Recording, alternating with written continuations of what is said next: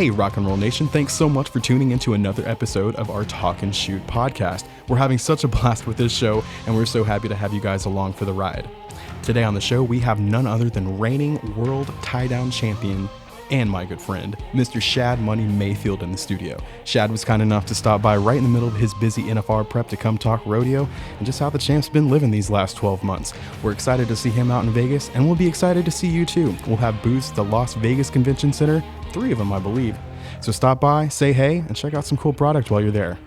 This episode of Talkin' Chute is brought to you by our Vintage 46 collection. I gotta tell you, I've been spending some time out at Dale Brisby's Radiator Ranch. Ever since he's released his series on Netflix, How to Be a Cowboy, Dale's been palling around in our Vintage 46 collection, and he's been nothing but smiles ever since. From the ranch to the chutes, anywhere in between, Dale's got that Vintage 46 on lock. This episode is also brought to you by our latest collaboration with West Desperado. That's right, Shaylee Ham is one of the greatest Western influencers in our industry, and she collaborated with some of our top designers to bring a product for ladies that is just unmatched anywhere. We're so excited to present these styles for you, and they're available online at rockandrolldenim.com today. So without any further ado, this is Talkin' Chute. We keep it pretty casual around here. Professional. I've been doing t-shirts on, I think, on every podcast I've done so far. Notice that. Yeah. You get the branding out there a little bit. That's right. It's just a little bit I put a cap on. Appreciate that. I have that hat. I love that one. Yeah, I put it on. I feel bad that our cap game hasn't been what it's been in the past. Like, we used to crank out a bunch, and now we don't really do that many anymore. I couldn't find any up there. Yeah, I think we had like a mass exit of hats like a month ago. I think we gave them all to like either a charity rope in or something like that. Yeah. So how's it been, man? It's been good. Working. Been working. I see you. For the first time in my life. You feel like you put in a little extra this year? Yeah. It's been like not just rodeo this year. It's been a lot of other stuff I've been having to throw in there also. I had to learn that, how to balance more things in my life than just rodeo. Yeah. Yeah. I mean, rodeo. I mean, I've talked to everybody about this, but rodeo is one piece of it, but the rest of it's the travel. I mean, since you're a timed event, you have horses you have to take care of and haul, and that's a full-time job in itself. Yeah, it's a lot, and now I got my own place, and that dealing with that while being on the road, and it's a lot too, because you got people coming out there every day, calling me while I'm rodeoing. It's a lot of stress, but at the start, I just kind of had to learn how to balance both of them, and I got 2 guys that work for me, so it kind of helps out a lot. And sometimes, that could be stressful, balancing out guys that work for you and stuff like that. Right. But, sometimes I just got to, set out that rodeo's my main important part of what I do, and that's kind of what I got to put first at times. Yeah. Does it feel, especially because, you're the reigning world champ, does it feel like that added pressure or that added expectations what made it a little bit tougher this year? Oh, yeah, for sure. Being the reigning world champ has so much more pressure to you, especially going into the NFR this year. People are looking at you to, fulfill another world championship back-to-back. But, actually, rodeo-wise, this year I had a way better year than I did last year rodeoing. Believe it or not, I had a good start to the year last year in the winter, but it's so-and-so summer. But it seemed like this year it was like the most consistent year I've ever had in 3 years of rodeoing, and it was like I just that's the key to being. That's the key to being successful in rodeos, being consistent, and I felt like that's what I was best at this year, is being consistent. Yeah, you had a really hot summer. Yeah. Up in Calgary? Yeah, this summer was really good. Like, this is the best summer run I've ever had. Yeah. And it really started, at the 4th of July. That's whenever it kind of like kicked off. And from then on until the end of it seemed like I just kept winning. Right. Now, I mentioned Calgary. I didn't really understand what happened up there. Because am I wrong, or did you set the arena record? No, I was 2/10 off. The arena record there is 6'3". I was 6'5". 6'5". Yeah. That's still lightning, man. Yeah, it was exciting. That was my fastest time there at the rodeo. I think I was tied 3 calves and 6 over there. That's nuts, man. Yeah. Yeah, that's a hot summer. That's cool.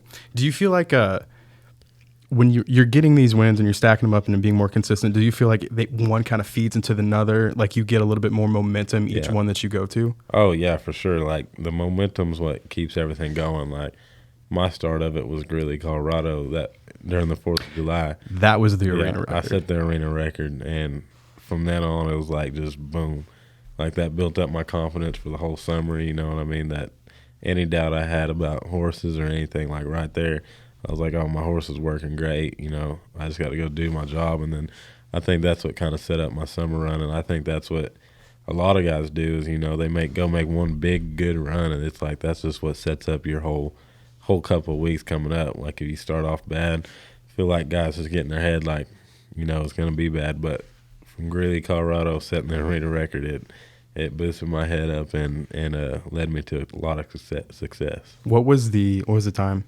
I was 7.4. Man. Yeah. Yeah. And I don't know what the arena record. I think I was 7.3 actually. The arena record was like 7.6. I made that reel about it. Yeah. Oh, that was so cool.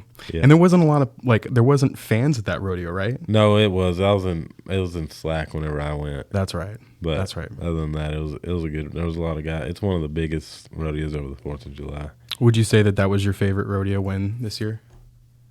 No, actually, it'd be Caldwell, Idaho. Tell me about that one. I won all 3 rounds in the average over there. It was exciting winning Caldwell. I won the first round. Came back in Slack. I was 7-7. I'm pretty sure. Came back in a perf. 2 or 3 days later, I was 7-6. Won the second round. Won the first round. Won the second round. Come back in the short round, and I was 7-8. Wow. And won the short round. That's consistency. Yeah, that was exciting. That was my biggest win. That's what people call 40% on whenever you win every round. Yeah. And that was something else. First time I ever did that, and it was just a cool feeling. So it's just like one of those achievements. Like, yeah. Like hitting 3 home runs in a game. Yeah, that's right. That's pretty cool. That's cool. Now the season's already started for next year. Have you been to any rodeos? I've been to one rodeo. Yeah. Are you kind of taking it easy before? Yeah, because it's different now. They lowered the rodeo count. Mm-hmm. So the rodeo count last year was 100. Past 2 years were 100 rodeos you could go to. Now it's 75. So you got to take it easy. You know, I've only been to one rodeo, and I'll go to 2 more before the NFR, and then this winter I'll just take it easy, go to the big building rodeos. But you know, you used to just be able to kind of go off and rodeo and not worried about your rodeo count, but now you got to kind of watch it, you know. And they also made it away with circuit rodeo. It's a pretty different. You used to be able to unofficial circuit rodeo towards your count, and it wouldn't count toward the standings, but it'd count toward your circuit standings and circuit count. Now you have to official that rodeo. So like you like circuit rodeos, you got to go to like 9 rodeos to get your count in some circuits, or 15 in others. But there's not 9 really good rodeos. You know what I mean? Yeah. You're gonna have to count a couple $1,000 rodeos, so you gotta really watch it. That's interesting. It's crazy. Like when you do have the ability to go to pretty much any rodeo that you want to in the country, it's interesting having to kind of coordinate that as well on top of everything else that you have to do. Yeah, it was like my rookie year, I didn't even know there was a rodeo count till mid-season. Right. And like I didn't even fulfill my full rodeo count last year. That year it was 85 rodeos, and I didn't even I only went to 80 rodeos my rookie year. And then this past rodeo year, I went to all 100. 100. Yeah.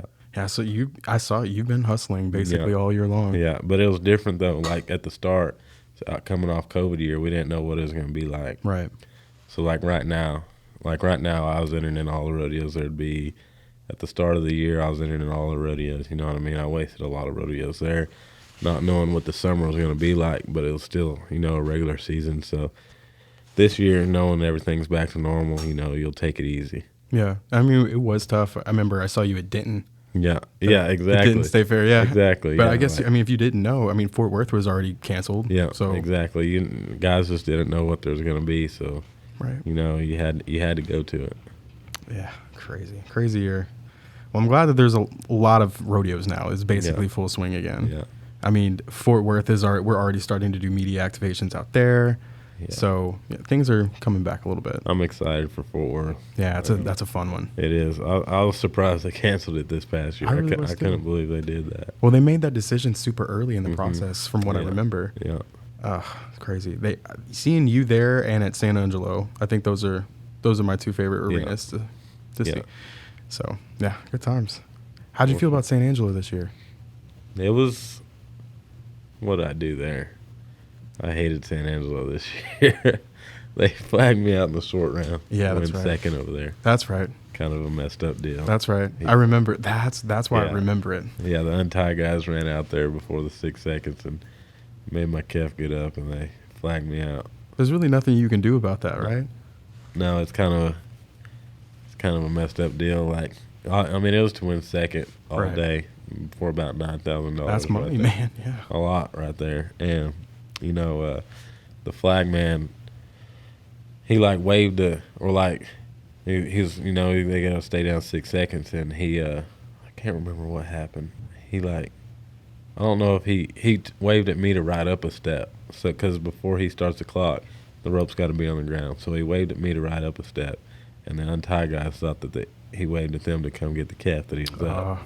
And whenever he waved, they run out there, and he's like, whoa, whoa, whoa. And then it was too late, and then they didn't do nothing about it. That's insane. Yeah. They can't give you a rewrite or anything in that situation? Nothing. I mean, in reality, it's a judge's mistake or arena crew mistake or something. They just got to give it to you, but they didn't feel it was that way. It's just like in any sport, I guess. And just calls. Yeah. Sometimes the human perception. They claim that the calf was already up, but, even if you got a video proof, they're not going to go back and look at it. That's just kind of how the PRCA judges are. No video replay. Yeah. Can't get a chip in a football in the NFL. Can't get video replay. I don't believe in that video replay stuff in the PRCA. It's my livelihood, man. They need to get on this a little bit. That's right. So what horse have you been running mostly this year? This year, I've just been riding my good horse, Rampage. Rampage. Yeah. He was kind of the only one I had all year. Well, I had the other horse, Jag, and I sold him right after Calgary to Marty Yates. And Marty really wanted him, and he came at me, and I said he don't really fit me, so I sold him right there. And then from then on, it was just me and Rampage. Yeah. And then I finally, a few weeks back, I just finally bought a new horse. His name's Platinum, and he really fits my style. Like, the first time I tried him was at Hempstead, Texas, I think it was 10-guy or 8-man eliminator challenge. Top 8 ropers in the world. When it was like a shootout, one guy eliminated each round, and I won that on him. And won second in a jackpot on him, and recently just won another match roping on him. So he fits my style pretty good. That's good. You're gonna take him in Rampage in the NFL? Yeah. Rampage is a pretty horse, man. He's awesome. I think he's the best horse going right now by far. He's just so cool. You could go turn him out in a pasture for 2 weeks, bring him up, take him to a rodeo. He's gonna work. He's gonna work his butt off. That's cool. Yeah. And didn't he get fourth? Third. Third. That's right. Yeah, he won third. That's right. It's correct. What would you describe his color? Because he's got that roan look. Red right? roan. Red roan. Yeah. That's so and I'd always wanted a red roan too. Yeah. How it kind of fades. Yeah. It gets more roan towards. Yeah. That's a pretty horse, man. Yeah. Thank you. Yeah. He's cool. So you excited about the finals? I am. I'm excited to be back in Vegas. Yeah, man. We're headed back. I've never been there before. Right. That one time. Yeah, that one time. That's it. Felt like forever ago. Yeah, it's gonna back in the day. Man, that was like 2 years ago now. Yeah. It's going to be a lot different this year, but I mean, I think I'd have to agree with everybody when they say it's going to be the biggest NFR of all time. I believe that for sure. I remember back, we would hear the number, especially the Las Vegas Convention Center for the Cowboy Christmas. It was like 500,000 people went through that building a day, every day. Mm-hmm. And this year, now that it's back in Vegas, I'm sure people have been chomping at the bit to get that experience back, because it is something special. Yeah. Oh, it's like no other rodeo or anything you've ever been to before. Mm-hmm. Like, I remember my first time going, I was in the junior NFR, and I never expected Vegas to be like that. Walking down the strip, seeing all the cowboy hats, all the rodeo people there, it's crazy. I mean, they just fill Vegas for a whole 10 days, and it's unreal. I can't really remember what my perception of Las Vegas was before, because I've been there a couple of times when I was a kid. I think the last time I was like 17. Yeah. But I know now my perception is strictly it's Western. It's like a Western city. That's it. Yeah. And it may be just because I've stayed at the South Point there 2 out of the 5 times that I've been there. Yeah. Which is very cowboy. Yeah. But I don't know. Just like we were back looking at the hotel that we're going to be staying at just 2 weeks ago, and it just feels so Western to me. I know. Like, I went for that NFR photo shoot with Las Vegas Events. That's right. And I just got to talk to all the people around there, the hotel owners and stuff like that. It's crazy how big of a deal the NFR is to Vegas. Yeah, that's a lot of money. Yeah. And people save up all year long to be Yeah. able to go and do that experience, because you get some of the best prices you're going to get on Western industry Yeah. apparel and saddles and tack and anything that you could want at Cowboy Christmas. And everything's right there. It's right there. It's right there. As opposed to Fort Worth, which was great, and it was nice to have it in our backyard. Yeah. But like that travel every single night, It sucks. Stockyards, So much driving. so much driving, And just the excitement just ain't there. and the traffic on 30 is no joke, especially like on those Yeah. weekend days. Yeah. I remember driving because I stayed in Weatherford, and I remember Man, driving back and forth every day sucked. that is tough. It sucked. That's tough. So your new place is near what's Brock or? Yeah, it's by Brock. Yeah. I'm right in between Weatherford and Stephenville. So what made you decide to move to Texas from New Mexico? You know, it's just rodeo country right here. Like Right. Stephenville, Weatherford area, you know, that's where, you know, just all rodeo people, and just the environment's right there. And like whenever I was living in New Mexico, it seemed like I was always driving to Texas anyway. Yeah. Whether if it was for rodeos or just rope or anything, it was like it was always around there. But now I'm by Fort Worth and, you know, by all these places, it's so much easier, especially in the wintertime. You know, whenever I'm rodeoing, I could go to San Antonio, then be able to come home. Right. You know, when it was before, I'd have to leave New Mexico, go to where would I start at? Fort Worth, then you'd have to wait San Antonio, wait Austin. You just have to hang out right there and just stay wherever. But now I could just go back home after every rodeo, and it's just so much easier. There's jackpots 10 minutes down the road from me, two days a week, just to ride young horses at and everything, Yeah. and just people to rope with, and it's for me is what it is. And I'm sure it's good for your horses Yeah. too, that they can go home. Yeah. Yeah. Yeah, they like it a lot more too. They got green grass. Yes. Yes. I mean, keeping on the road like that, Yeah. that's got to be stressful for them because they're athletes too. Yeah, they are. They're pretty important. Yeah. So, do you feel good heading to the finals? I do. I feel like this is my year. I've had 2 bad NFRs, and I feel like this year I kind of break through that Yeah. and go off for once, and finally actually. Right. Well, I mean, last year you were on the world stage. Yeah. And it was a big for what they could have made NFR since they had to move it to Texas. I mean, there's a lot of fans at Globe Life. Yeah. And, you know, the hype on you for the 3 to 4 months leading up to the finals was just so massive. And I felt it, and everybody saw it. Like, you had such a hot start to the season. And Right. I just, I feel like what everybody failed to remember is that you are 18. You were 19. I was 19. You're yeah. 19 years old in the finals. Yeah. I mean, you should basically be a sophomore in college. I know. So, I mean, know. I think, like you said earlier, that confidence, having that build every single rodeo and being consistent through that just has to work wonders for you because of your process when you are backed up in the box and you're about to go rope a calf. And I feel like I've been setting myself up for the NFR now. Yeah. Like my rookie year is in Vegas. I didn't have the greatest NFR, but I didn't have horsepower then. I didn't have the horses I had now. Like the Thomas and Mack, that's my setup of roping. You know, I don't think anybody can beat me in a setup like that. And just right then, I didn't have the horsepower I got now, and I had an older horse, and it just didn't work out. And then at Arlington, moved to a big arena. You know, it's just kind of different.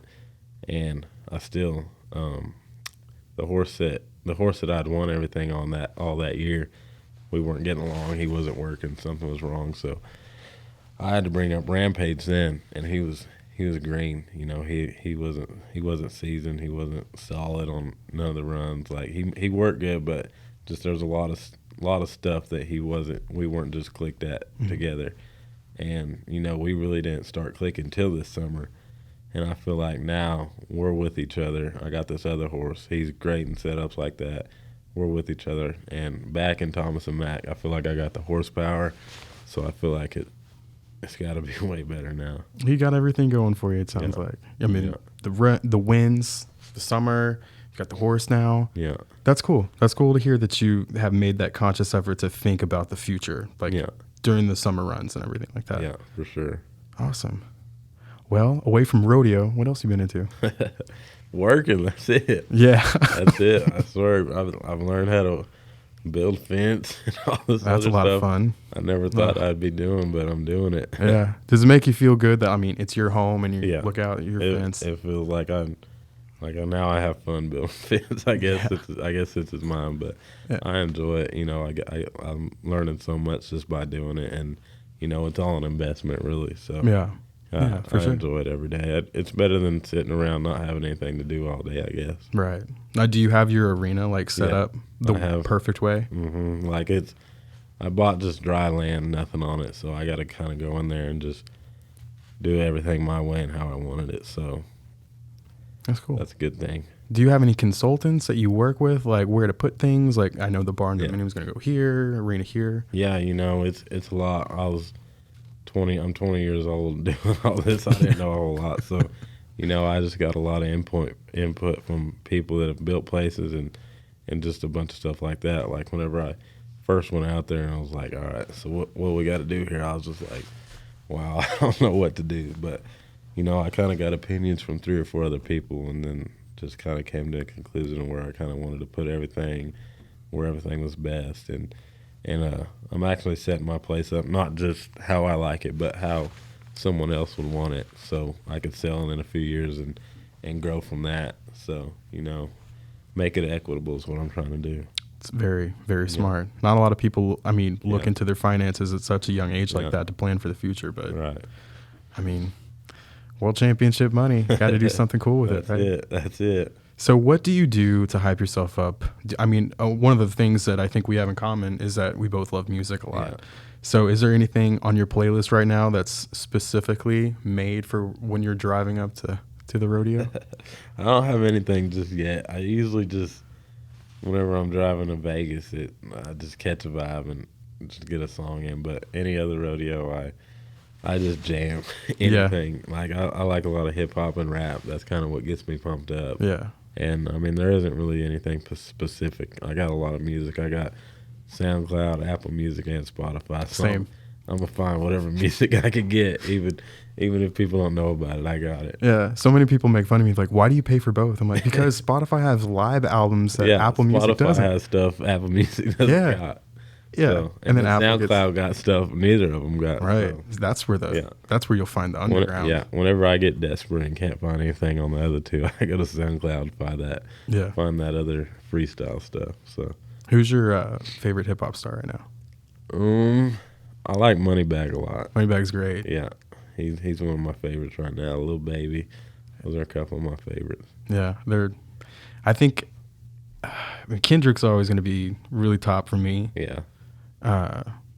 J. Cole, that's getting more into like the really artistic, poetic rap. But I do like Lil Baby a lot. Yeah, I've always thought Lil Wayne was the best rapper of all time. He is for sure.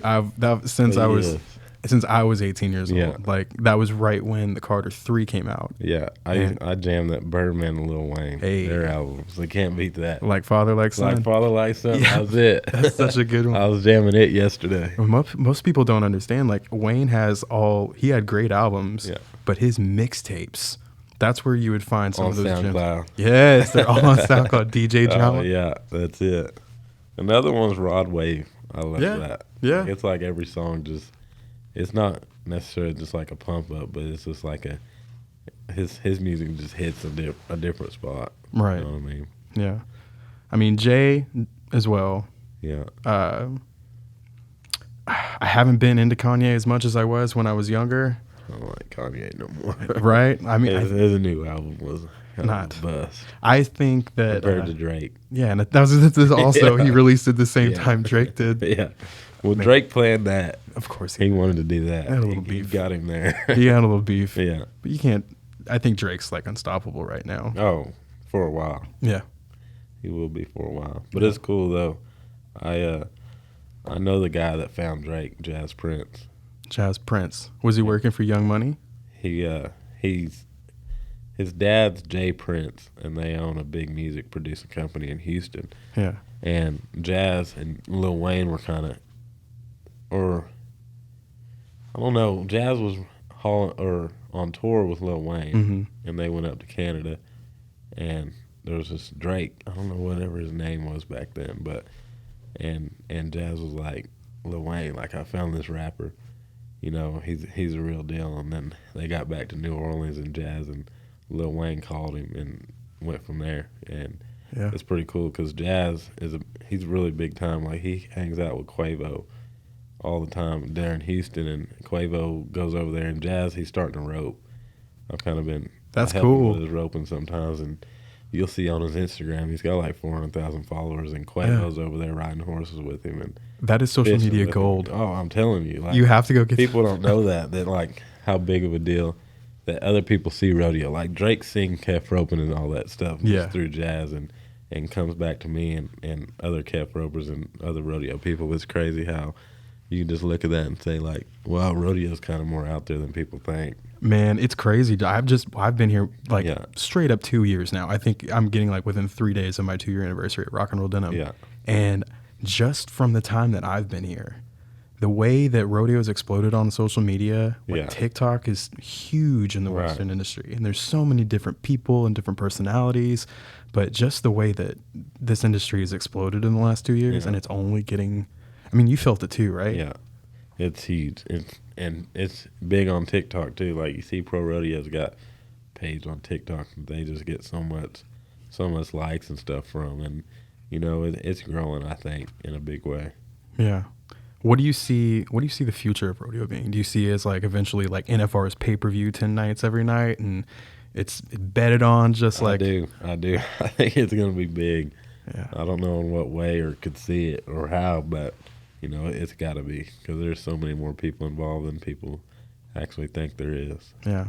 I fell in love with it, man. I think capturing it, like being able to put a little modern twist on it and show Yeah. people what you guys do and how cool it is and how athletic you have to be to pull that off and how dedicated you have to be to stay on that tour all year. Yeah, we're athletes too. For sure. Just like football or basketball players or anything else. We're the same way. We just don't get treated as good as they do, Right. I guess. But, you know, it's all the same thing. Yeah.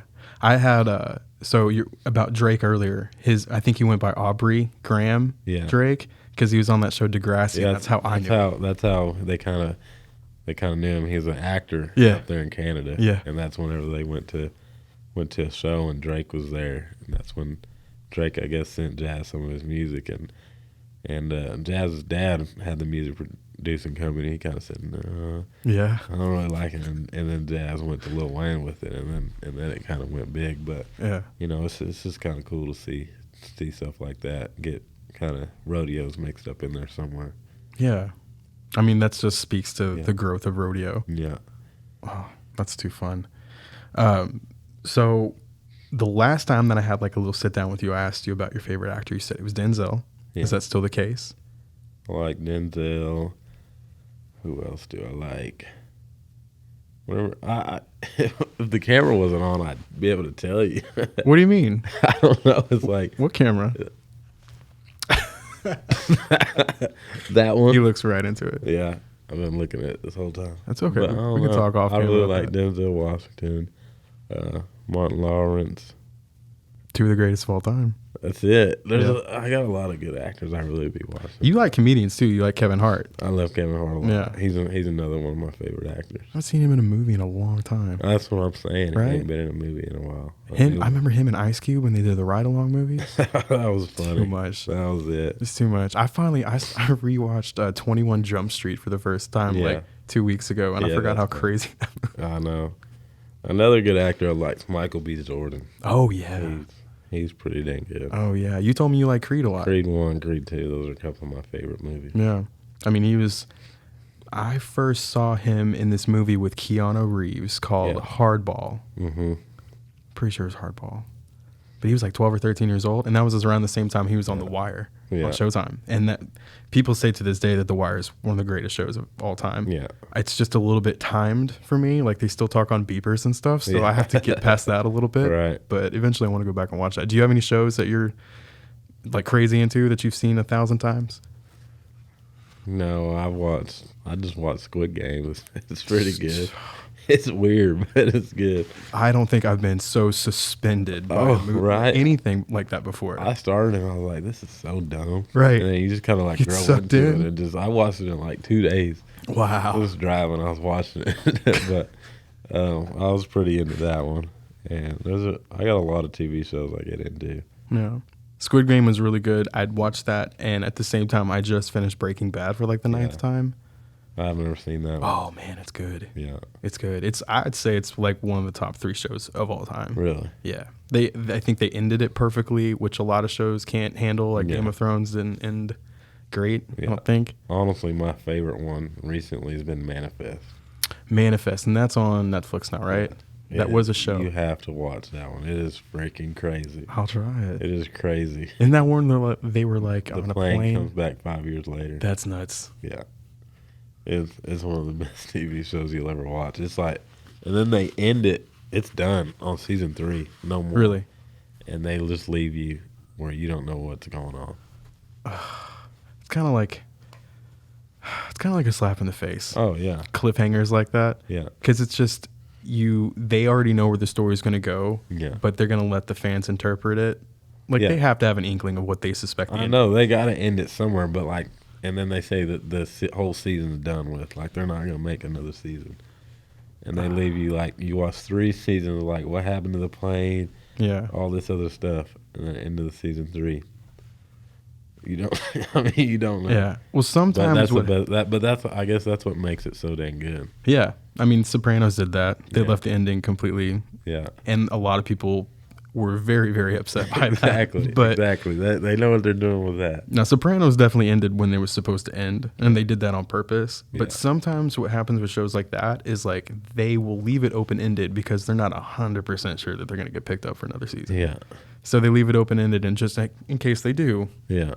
Then they don't want to close it. Right. In case but I don't know. It sucks. I wish they'd come out with another one of Manifest. Yeah. Did you watch Yellowstone at all? Oh, yeah. I watched it. That starts in, 13 days? Pretty quick, yeah. It's coming up really fast. It's pretty quick. Man, what do you think's going to happen? Can we spoil it? Can we spoil it? I don't know. I don't even remember the past 2 seasons. I could give you a synopsis in like 2 minutes. But Didn't he get shot at at the end of it? Yeah, he's sitting in the road, huh? Yeah. That's how it ended. Spoiler warning, but yes, that's how it ended. So, well, y'all gonna have to go watch it now. Yeah, you have Don't to. make them want to go watch it. You're welcome, Yellowstone. Yeah. See? You get an endorsement by a world champion to watch your TV show. That's it. I mean, they're shooting the prequel to that down in the stockyards, or they were for a little while. Yeah, that's pretty cool. It was I'm excited. Aaron Watson. We did a photo shoot with Aaron Watson at Lonesome Dove, that restaurant over there. Yeah. And we saw that the roads were closed off, and I didn't think about it, but they had dirt everywhere. There's like mounds of dirt. I was like, oh, they're using that's the set. Yeah. It's pretty wild. That's cool. Pretty wild. So what's next for you, Shad Mayfield? Got a big match open this weekend with Tough. And one of the biggest matches that's ever been in San Angelo. That's about it. And then get ready for the N4. Yeah. Do you like the match roping? I love them. Yeah. Yeah, I like to say I'm a match roper. I really like them. I just had one last week against Haven Mesjid. I won that one, and he beat me last year, and then I won this year. So we're tied there, and we'll have another one next year. But I've had a lot of match opens coming up, and I really like them. It's a lot. Gets your adrenaline going, and you just like no feeling you'll ever have. Yeah.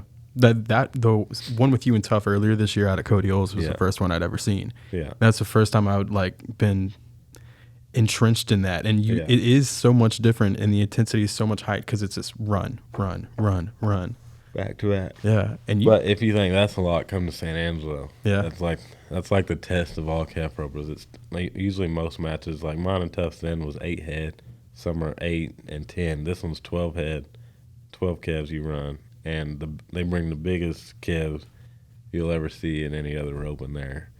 They're all 12. They bring 12 head of black calves, and I'll run his 6 first. He'll run my 6 second. You know what I mean? But I mean, it's just that arena's so dang big, and it just really tests you right there at San Angelo. Yeah. So you pick your opponent's calves. Yep. Well, it's kind of just a flip. Like y'all go in, and pick calves. Like usually, Tough will pick the strong set, or I'll pick the strong set, and the soft set first. And like it's like, well, you'll flip a coin, and if you win, you'll be like, you could either pick positions first or which calves you want to run first. Like I could pick if I want to rope first or second, or I could pick if I want to rope Tough calves first, or the calves I picked first. Gotcha. Yeah, It's all about the coin flip then. that's it. But like it's just match roping is kind of a strategy you got to set up to win. Yeah. Yeah, it's like chess. Yeah, like I like to rope first, and I like to rope the good calves first. Yeah. Does it feel like that gives you just a little bit more momentum going into the rest I mean, of it? it's just like, I feel like the guy that ropes second's always just seeing what the guy that ropes first does. Yeah. Like if the guy that's roping first is just boom, keeps applying pressure, then that guy roping second, they're just going to keep trying to do the same thing. Eventually, they're going to mess up. Yeah. It's like the guy that ropes second's just looking for the guy that ropes first to mess up. Right. But that guy that is roping first don't mess up and just keeps applying pressure. That's a lot. Do you have to pay attention to what they're doing, or is it more you're just focusing on your own? I focus on my own. Yeah. You know, I just kind of, like with Haven, I roped first, and I just kept, just blasting him. Yeah. He was having to come behind me and just do it. He wasn't even trying to do it. He was just waiting for me to make a mistake, and I won it. Yeah. Like last year, I was doing the same thing. I was beating him on every calf, and then I made a mistake, and he beat me. Yeah. And that's the same thing this year. I didn't make a mistake, so that's the same. That's why I like to rope first. Right. As long as I don't beat myself, I don't think anyone can beat me. That's such a cool mentality to have. Yeah. I mean, talking to world champion, so clearly you got there somehow, right? Right. That's pretty neat. Do you personally train? Do you work out? I don't. Not at all? Not yet. I'm just 20, so Yeah. But I know that I'm in good shape. Yeah. Like when people come and tie with me from the post, tie calves or something, I could just keep going, and they're just like, "How are you?"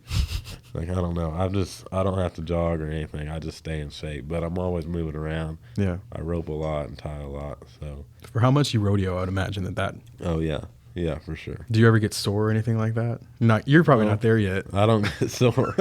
Not yet. I do sometimes at match roping. You'll get sore after a match roping. All right.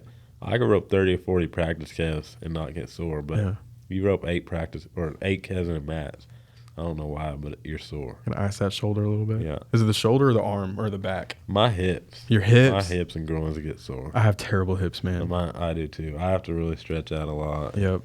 People don't know how bad my hips are. They get sore, really sore a lot. Yeah. I finally found this thing. It's one of the only thing that's helped me so far. It's called the Right, and it stretches out your psoas muscles. Yeah. Like right at the time they run through your back. So if you have lower back pain a lot of the time, it's that. Yeah. And you're not like stretching out your hips well enough before you're doing high Right. stuff with your quads. Yeah. It's Mine just be tight. Yeah. That's the thing. Yeah. Like it doesn't matter how much I stretch. I wake up the next day and it's still just a Yeah. sweat. Exactly. Man. Exactly. But I go through it. I mean, I run quite a bit. Yeah. I try to do the 5K every day. Yeah. If I can, but that's probably my problem. Is Yeah. I'm trying to put so many miles on my body, and I'm 30. Yeah. But So. I don't really like to run yet. Don't hold out. That's the thing about Tough. He's in shape. He Hmm. runs a lot. Like he's run with you too. We did. That's why this match is gonna be so good. We're both in shape for it, I think. Yeah. Yeah, he's been doing good this year too. Yeah. He's had a hot year. He has. Yep. And you both have those white horses now. That's it. That's gonna be fun to see back to back at the NFR. It will. Are you staying? You're staying with us in Vegas, right at the Virgin? Uh-huh. You excited about that? So I get a food credit. That's right.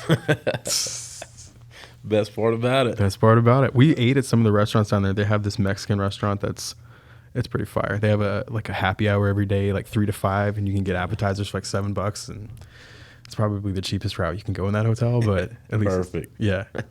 Looking forward to it. And there's a 7-Eleven across the street too. Perfect. So if you need snacks, you can just. Best part is by Thomas and Mac too. It is. It's right there. Yeah. It's right there. Yeah. Well, we're gonna have to do an endorsee shoot type situation come up soon. I don't know what we're gonna do, but it's gonna be different than last time. All right. We've been doing it at Billy Bob's the last few years, Mm. so I want to change it up just a little bit. All right. So I'm gonna need you with that. Let's do it. Well, Shad, I really appreciate you coming and hanging out with us today. Oh, thank you. Hopefully, you got the clothes that you needed for the. Plenty of them. Was that for the finals? For the finals? Yeah. Nice. Just past that too. Yeah. But I think whenever I come in and get clothes, y'all are like, wow, he wipes his out. Nah, you're worth it. You're worth it. Yeah. I've seen some hauls out of here, so don't feel bad. But I haven't been in here in a while. You haven't? I don't think you've been in here since finals last year. Yeah, right? I haven't. I might have came in after the finals last year, but yeah, you came in with Quaid. Yeah, you brought Quaid. But in. I didn't even get anything really. No, I don't think so. I think we just snapped a picture. Yeah. I got maybe a few things, but I've been needing some stuff. Well, I'm glad we got you. This is my only shirt I got that ain't got patches on it. Really? I had to change that. I was wearing one of those, like something like that earlier. Yeah. I put on the T-shirt just for branding purposes, but right. Well, like I said, man, I really appreciate you coming and hanging out. You're, of course, you're family to us, and it's been great getting to know you over the last couple of years. I think your dedication and your motivations to push and exceed rodeo and do whatever you want to do in the future, it's really admirable. So thank you for being a part of the team. Well, thanks for having me. Absolutely. I appreciate it. For sure. Thanks, man. I appreciate you coming in.